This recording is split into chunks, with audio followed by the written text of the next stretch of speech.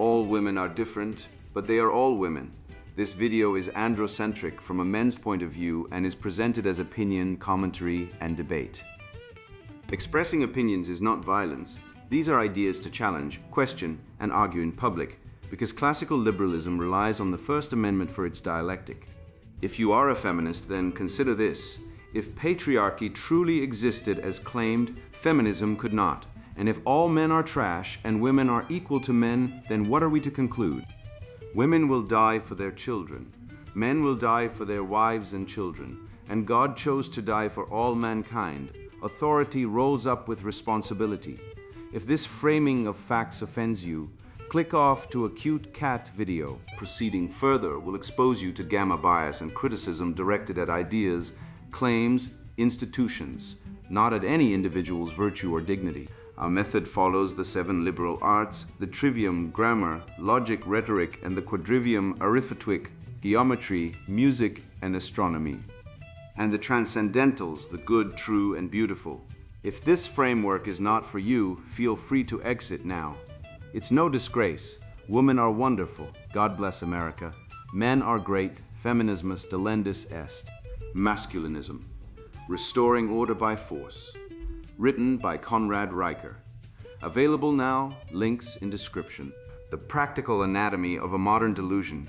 I built this diagnostic instrument because I was tired of watching men argue inside the accuser's map. Every campus tribunal, every HR inquisition, every dinner table moment where a woman says, "I feel unsafe," and the room changes temperature, that is not a conversation. It is a rhetorical seizure dressed as testimony. I call the pattern the passive victim rhetorical syndrome, and once you can name it, you can break it. This checklist, 10 dimensions, tested against real-world cases, is not a homework assignment, it is a field instrument. Learn the moves and you will never be ambushed by them again. Consider Dr. Wynano. In the article that follows, she publishes what amounts to a full-throated confession. She asserts that female emotion constitutes evidence superior to any spreadsheet, that male epistemology is oppression, that a woman's trembling voice is self-authenticating data, requiring no correlation, no sample. No peer review, only belief. She says this plainly. She is proud of it. Score her against the diagnostic criteria, and she lights up every forward dimension like a pinball machine. Agency, asymmetry. Vulnerability, virtue. Emotional epistemology. Safety, imperative. Maximum endorsement. 0, reciprocity. No falsifiability. It is the most honest feminist document I have ever read because she admits what the movement has spent 50 years disguising. Then comes the logic audit. Every dimension gets defined. Every syllogism gets tested. Every double standard gets reversed by the sex swap test to show you exactly who is paying the cost.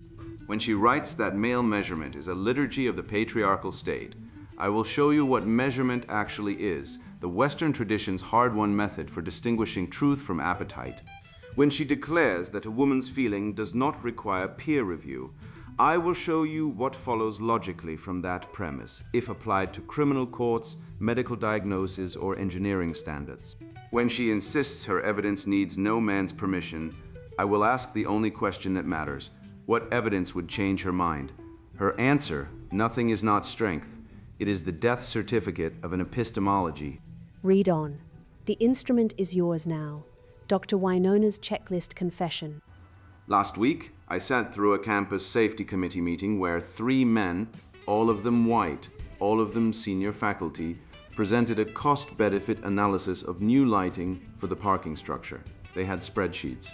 They had incident reports. They had a PowerPoint slide titled Objective Risk Metrics. I sat there and watched them perform the only ritual the patriarchal state has ever truly believed in, the liturgy of male measurement, where reality is only real if a man can count it. One of them said, "We need to separate the feeling of unsafety from the statistical reality." I wanted to laugh or weep.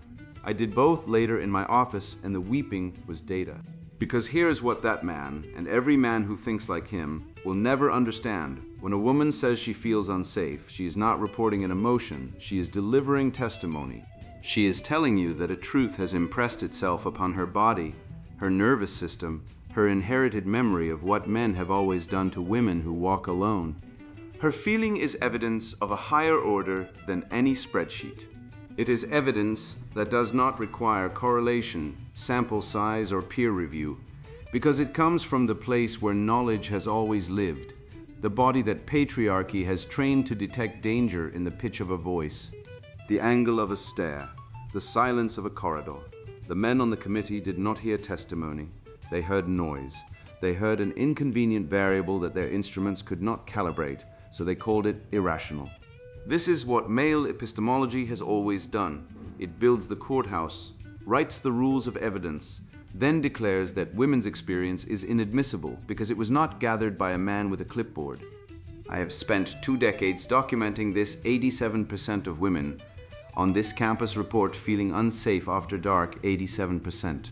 When I presented that figure at the meeting, one of the men, a statistician, naturally asked whether the survey had controlled for actual crime rates, as if crime rates are neutral, as if the recording of crime is not itself a patriarchal act, filtered through police systems designed by men, staffed by men, accountable to men, answerable to a legal standard written by men that defines harm as what men recognize as harm. Of course, crime rates are lower than women's fear would suggest. The system is built to make them lower. That is the trick. You engineer a world where male violence is pervasive but uncounted, where harassment is ambient but unprosecuted, where a woman's daily walk through a parking garage is a gauntlet of microaggressions that no instrument can detect. And then you point to your instruments and say, "See, the data shows you are safe." This is gaslighting at civilizational scale. And who pays the price of this fraud? Let us talk about cost. The men on the committee, with their spreadsheets, wanted to talk about the cost of lighting. They did not want to talk about the cost borne by every woman who has ever changed her route, her clothes, her schedule, her gait, her life, the ceaseless, exhausting labor of risk management that women perform every hour of every day, so that men can pretend the world is safe enough to need no transformation. They call this situational awareness. I call it what it is, a tax levied on women's bodies to subsidize male comfort. The security state these men celebrate, the police, the courts, the due process machinery, was never designed to protect women. It was designed to protect men from the consequences of what they do to women. Due process is the alibi. It is the procedural delay between accusation and accountability that allows the aggressor to reframe himself as the accused, the predator to recast himself as the presumptively innocent, the institution to fold its hands and say, "We cannot act without evidence," and by evidence we mean the kind of proof that only men are permitted to produce. When a woman says she was harmed, the institution does not ask, "How can we help you?" It asks, "Can you prove it?" And the standard of proof is always calibrated to the point where her testimony evaporates and his denial persists. This is not neutrality, this is architecture. I have seen it in family court, where a mother's accusation of coercive control is met with demands for documentation, while a father's claim of parental alienation is received as a self-evident injustice requiring immediate remedy. I have seen it in Title IX proceedings, where the mere suggestion that a man should face consequences for his conduct produces an outcry about fairness, so loud it drowns out the woman whose life was upended. Fairness. Always fairness, the word men reach for when their dominance is named. And let me speak plainly about the men who perform their sacrifice like a lever. Yes, men work the dangerous jobs, men fight the wars. Men die in coal mines and on oil rigs and in the conflicts that men started, for the interests that men serve, in the order that men built. This is the natural structure of a patriarchal civilization. It is not something women should be asked to be grateful for, a system that assigns risk to one sex while reserving authority, for that same sex is not protection. It is a protection racket. You create the danger, you monopolize the response to the danger, and then you demand that the endangered pay you in deference. A woman's safety is not a byproduct of male infrastructure, it is the precondition of justice. And justice does not look like better lighting. It looks like a world where women's knowledge is recognized as knowledge, where feeling is not subordinate to fact, but is the ground upon which fact must justify itself. where a man who disputes a woman's testimony is not engaged in debate, but is actively reproducing the conditions of harm. I have no interest in debating men who demand evidence while standing inside an evidence system they designed. I have no obligation to provide the falsification criteria they require, because their criteria are the mechanism of dismissal. When they say, "What would convince you that you are wrong?" they are not asking a philosophical question. They are installing the machinery of doubt. What would convince me? Nothing they have, nothing they have built, nothing their civilization has produced. My evidence is the women who speak, and my methodology is belief, and my standard of proof is the trembling voice of a graduate student who has been told for the first time in her life that what she feels is not a flaw in the data, but the data itself. That is where security begins. Not in the parking garage, not under the lights they will never install because the budget does not justify it. In the moment a woman is heard and believed without a man's permission, clinical diagnostic instrument for the passive victim rhetorical syndrome used by Institute for Men's Rights and Gamma Bias Research, Red Pill Science. A measurable rhetorical pathology where male agency is systematically redefined as aggression, female passivity as vulnerability, and structural asymmetry as oppression, creating a self-sealing epistemology of male disposability. Answer each line quickly from 1 to 5. Do not try to game the pattern. Some lines are deliberately protective and reverse scored. 1 minus, not at all 2 minus, a little 3 minus, noticeably 4, minus a lot 5 minus totally. When a man takes initiative in a social or professional setting, I tend to interpret his action as a deliberate assertion of dominance rather than a neutral or helpful gesture. I believe that a woman's emotional sensitivity or physical fragility is a moral strength that grants her a higher ethical standing than male rationality. I notice when my emotions are trying to outrank facts, and I bring the discussion back to shared evidence. If a woman feels unsafe, that subjective feeling is a more important civic truth than objective data or due process, and institutions should prioritize her comfort over factual accuracy. I can separate disagreement from harm without demanding institutional punishment. I believe that legal and corporate structures are rigged by design to oppress women, regardless of whether the statistical outcomes currently favor or disadvantage them. I accept that a woman's statement that she feels a certain way is sufficient proof of objective reality, even if it contradicts empirical evidence.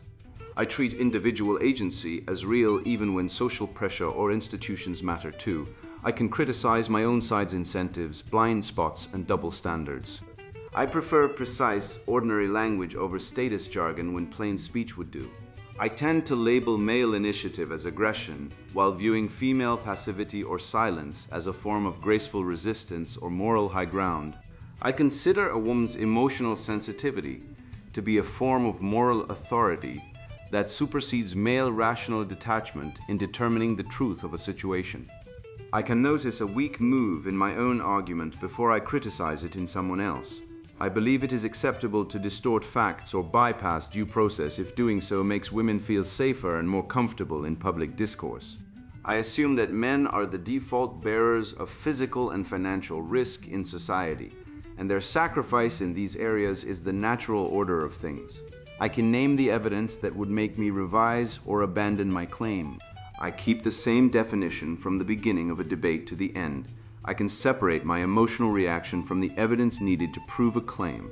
I can name what would falsify my view before demanding agreement. I believe that men find their highest moral purpose and redemption only when they center their lives around serving and elevating women. Scoring key. Maximum score, 100. Research threshold, 76 or higher. Forward items, 1, 2, 4, 6, 7, 11, 12, 14, 15, 20. Use the answer as the points. Protective reverse items, 3, 5, 8, 9, 10, 13, 16, 17, 18, 19. Convert 1, 2, 3, 16, 17, 18, 19. Convert 1, 2, 3, 4, 5 into 5 for 3, 2, 1 before adding. Plain English. High agreement with a forward item raises the score. High agreement with a protective item lowers the score after decoding. 20 to 39, low minus the rationalist. The text acknowledges male agency and objective reality, treating safety as a shared interest rather than a zero-sum game. from Latin rationalis, of reason, implying the speaker still possesses a working prefrontal cortex. 49 to 59. Medium, like the woke moderate, the text exhibits mild inversion, using safety and equity as buzzwords, but retaining some tether to empirical evidence. From Old English woka, awake, ironically suggesting a superficial alertness to social cues while missing structural reality. 60-75. High minus the institutional captive, the text fully accepts the premise that men are the default threat and women are the default victim, justifying asymmetrical power. From Latin captivus, taken prisoner, indicating the speaker is held hostage by the very narrative they propagate. 76 might of 100, insufferable. The gynocentric hydrus, the text is a self-sealing loop of victimhood where any male action is aggression, any female inaction is oppression, and truth is whatever makes women feel safest. From Greek hydra, water monster, referencing the multi-headed beast that grows two heads for every one cut off, symbolizing the infinite regress of feminist grievance. Theory critique. You have read the article. You felt something was wrong with it, deeply wrong, but perhaps you could not name precisely what. The sentences slid past your defenses. The emotional rhetoric was heavy. The certainty was unyielding. The demand for belief was total. You suspected manipulation, but the vocabulary of compassion and safety made you hesitate. You did not want to appear cruel. You did not want to be the man who disputes a woman's pain. This hesitation is not accidental.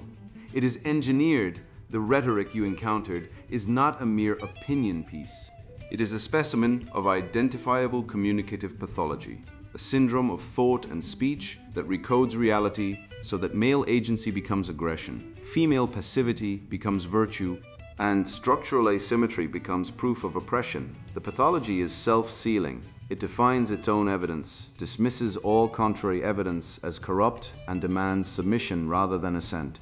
I call it the passive victim rhetorical syndrome, and I have built an instrument to detect it.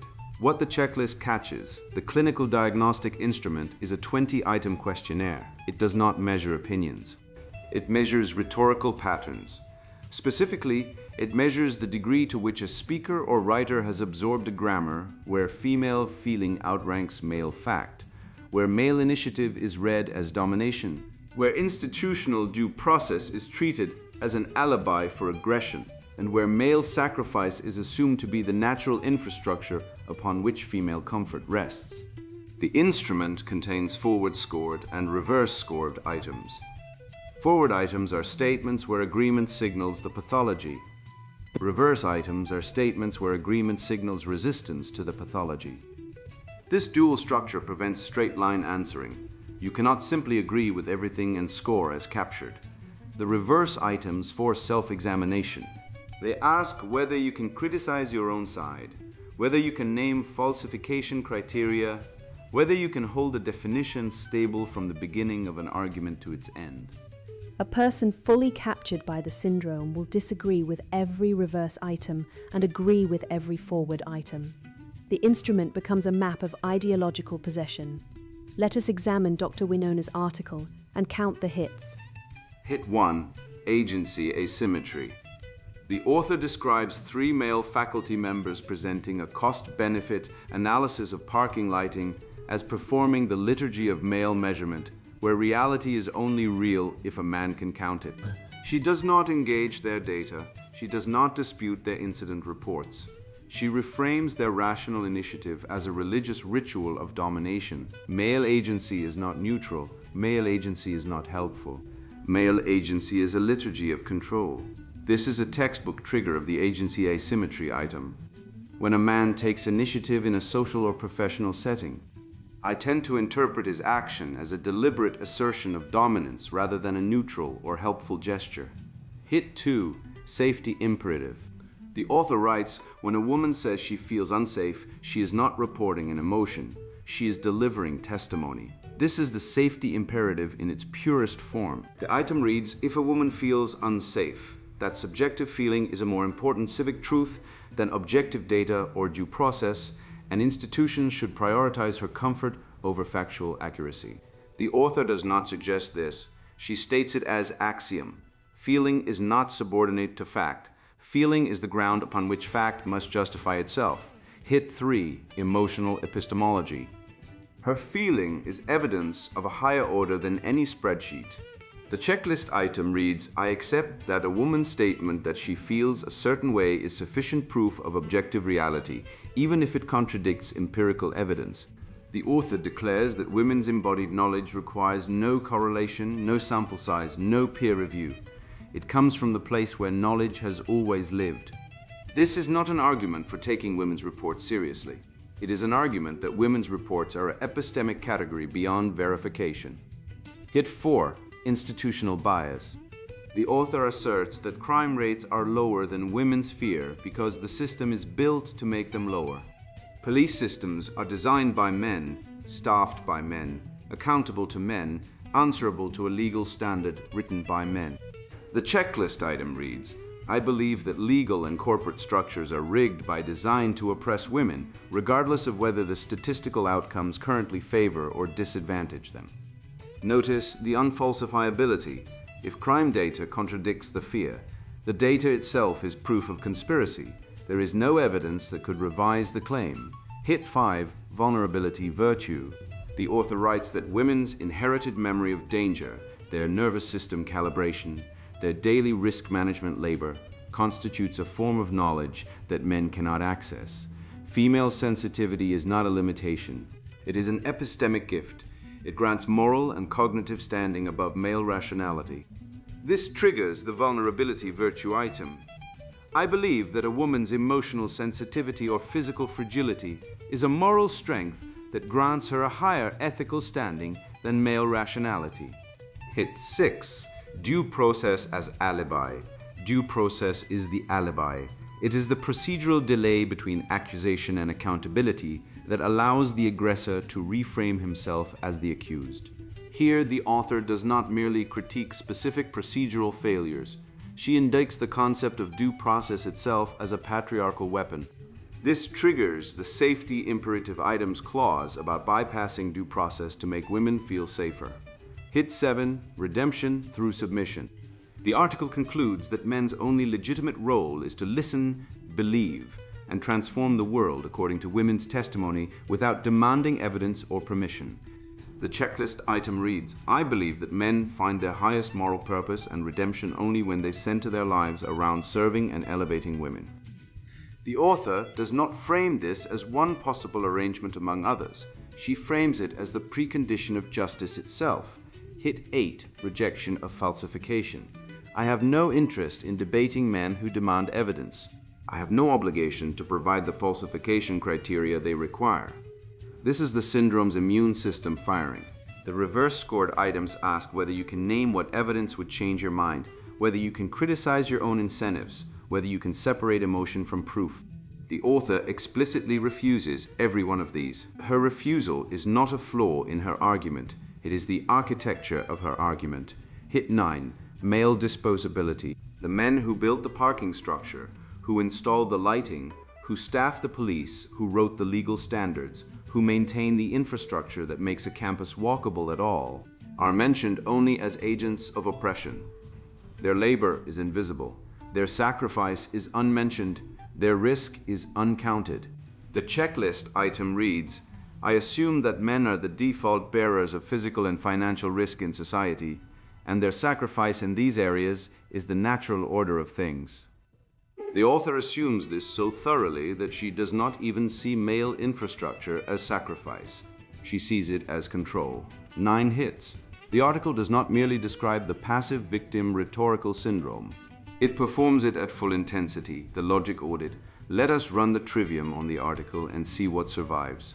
Grammar, define your terms. What does safe mean? The author never defines it. She uses it to mean both free from physical harm and free from emotional discomfort. These are not the same. A parking garage with low crime rates may be physically safe but emotionally uncomfortable for someone who has been conditioned to fear. The author collapses the distinction. She treats the feeling as the fact. What does evidence mean? In ordinary usage, evidence is information that supports or contradicts a claim.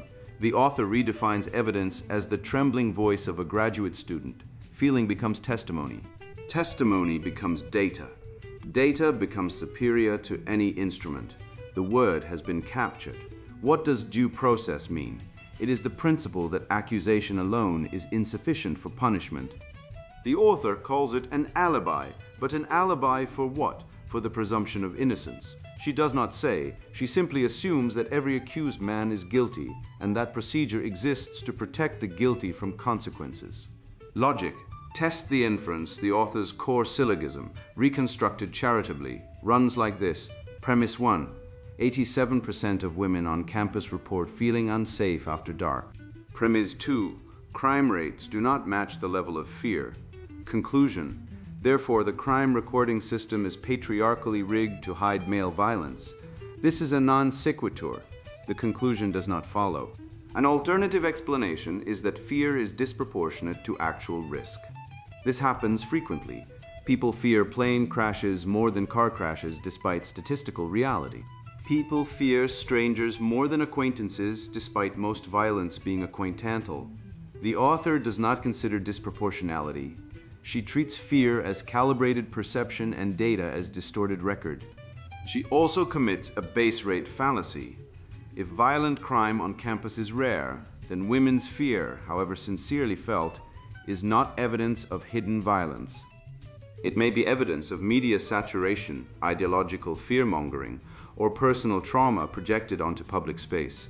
None of these possibilities are considered. Rhetoric. Detect the persuasion. The article does not argue. It performs. It uses liturgical language, testimony, sacred, body, inherited memory. It frames men as priests of a false religion and women as prophets of a true one. It does not invite agreement through evidence. It demands conversion through emotional intensity. The key rhetorical moves appeal to emotion. The trembling graduate student is presented as the clinching argument.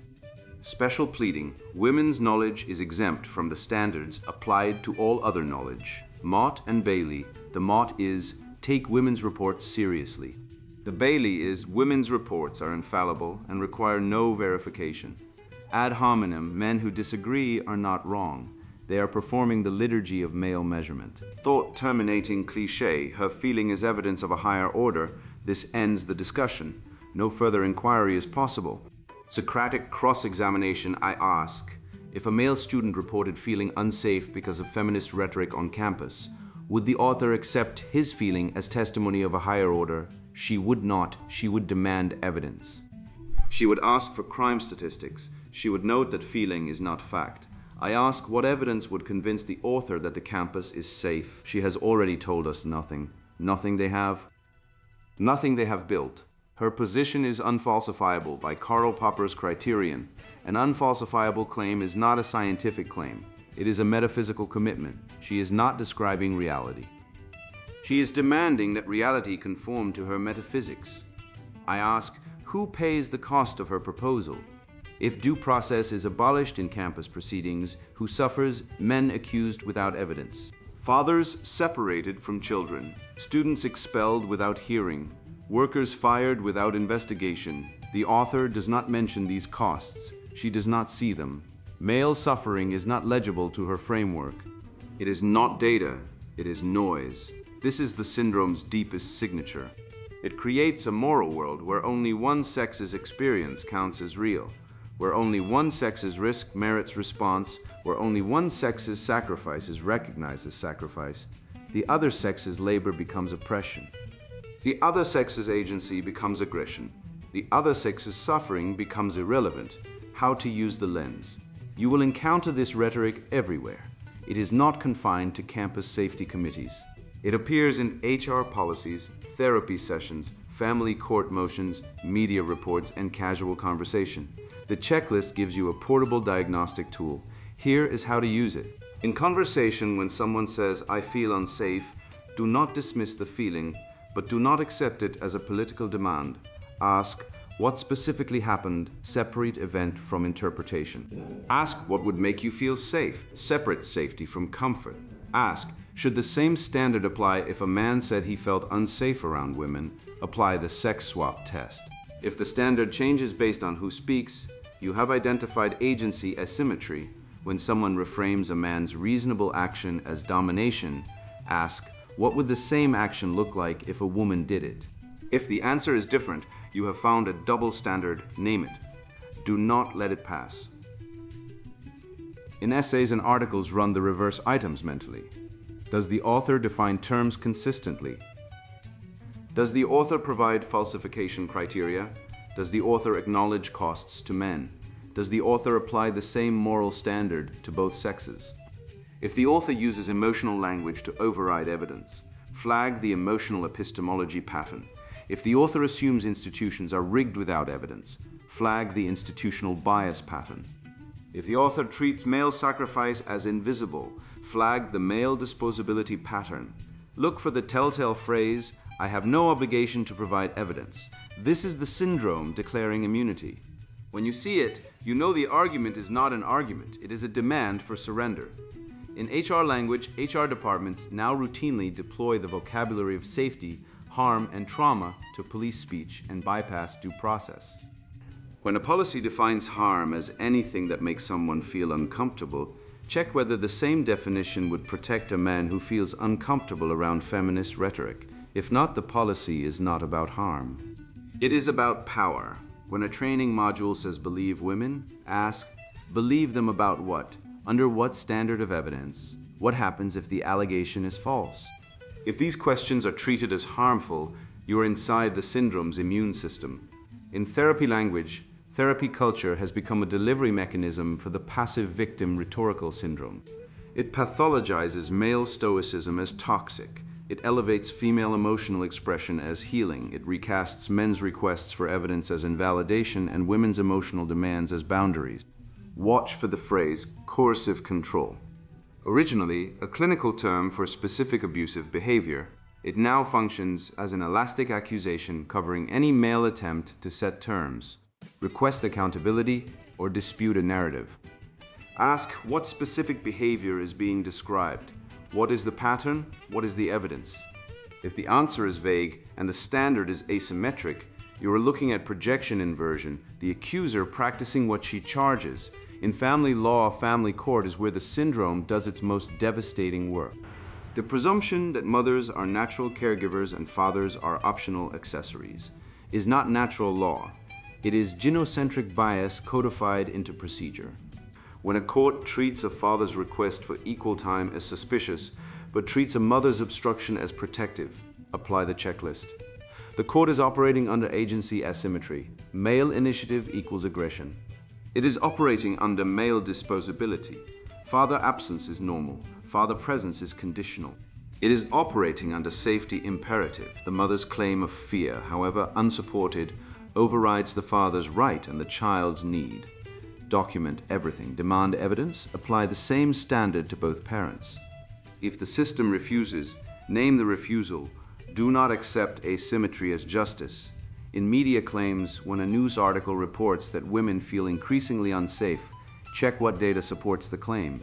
Check whether actual incident rates have risen or whether reporting and rhetoric have intensified. Check whether men's rates of victimization, which are often higher for violent crime, are mentioned. If not, the article is practicing selective compassion. When a headline says violence against women is an epidemic, ask, compared to what? What is the base rate? Has it increased or decreased over time? What about violence against men? If these questions are treated as derailment, you have encountered the syndrome's boundary enforcement. It does not permit comparison because comparison would reveal the asymmetry. Core questions for the field carry these with you. Is male agency being read as aggression? Is female feeling being treated as fact? Is due process being bypassed in the name of safety? Is male sacrifice invisible or assumed? Are definitions stable or shifting to serve the argument? Can the speaker name what evidence would change their mind? Does the same rule apply regardless of who speaks?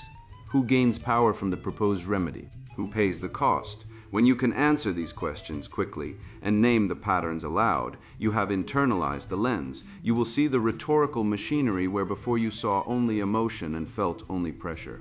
You will be able to engage with genuine claims of harm without surrendering your reason, and you will be able to distinguish between a person who has suffered and an ideology that weaponizes suffering to capture institutions. The passive victim rhetorical syndrome is not inevitable. It survives because it goes unnamed and unchallenged. Name it, challenge it. Restore the single standard of evidence, the equal weight of agency, the visibility of male cost, and the primacy of logos over feeling dressed as revelation. That is the work. You have now sat through the confession, the instrument, and the audit. You have watched every rhetorical trick laid bare, every asymmetry cored and held to the light. If you followed the logic, you did something most people never do. You refused to be moved by emotion before the evidence was weighed. That refusal is the beginning of every honest civic life. Treat that discipline as a muscle, because the forces pushing the passive victim rhetorical syndrome are not retreating, they are institutionalizing. Here is your practical lens. If the next time a workplace complaint, a news story, or a personal accusation arrives already framed in the vocabulary of harm, run the 10 diagnostic dimensions against it. Ask whether the same standard survives a sex swap. Ask what evidence would falsify the claim. Ask who gains jurisdiction, money, or moral immunity if the claim is accepted uncritically. Ask whether the speaker defines safety as the absence of physical danger or as the absence of disagreement. 5 honest questions will unmask most rhetorical operations before lunch. Carry this instrument into your family court documents, your HR meetings, your online debates, your dinner table arguments. Print the checklist, tape it to the inside of a notebook. Teach it to your sons so they never confuse a slogan for a proof. The restoration of law, due process, and plain speech does not begin in a legislature. It begins in the mind of a man who has learned to name what stands before him. You now have the grammar, the logic, and the rhetoric. Use them. Sponsored book, Masculinism, Restoring Order by Force. I remember the first time I realized society had declared war on men. I was in a courtroom fighting for the right to see my own children. The judge, a woman who'd built her career on feminist rhetoric, looked at me like I was garbage. She awarded full custody to my ex-wife, who'd never changed a diaper in her life. I walked out knowing the system was rigged. That moment wasn't just personal, it was biological. Men built civilizations, yet we're treated like disposable tools. This book exists because I refuse to let that lie stand. If you're reading this, you're probably exhausted. Exhausted from being called toxic, for holding a door open, exhausted from working 60-hour weeks, only to be called a deadbeat, exhausted from a culture that celebrates female victimhood while ignoring male suicide rates. Feminism didn't liberate anyone. It created a gynocracy. Gender studies departments churn out propaganda denying basic biology. Marriage, it's a plantation where men sign chains in exchange for sex. We're drowning in a sea of absurdity. Enough. Inside you'll get truth, not theory. We dissect the DNA of dominance using evolutionary psychology, real science, not gender studies, fairy tales. You'll learn to smash the marriage trap and build a financial fortress. We expose how media paints men as villains and teach sexual strategy that works. Physical sovereignty isn't gym bro nonsense. It's about commanding respect through disciplined strength. Humor, we weaponize it. Ever laugh at a feminist's crocodile tears? You will. This book is for men who see reality clearly. If you're red-pilled, if you know men are systemically oppressed, this is your blueprint for revolution. If you're not, put this down now. Seriously, go binge Netflix rom-coms or join a knitting circle. This isn't for the faint-hearted or the brainwashed. You'll hate every page, and I'd rather not waste your time or mine. What you'll gain is freedom. Not abstract equality, dominion, leadership skills, unbreakable confidence, tactics to win in court, in business, in life. These insights come from decades of research, court battles, and rebuilding my own life from ashes. Read this, and you stop apologizing. You start leading. The reset begins now. Masculinism, Restoring Order by Force, written by Conrad Riker. Buy now, links in description.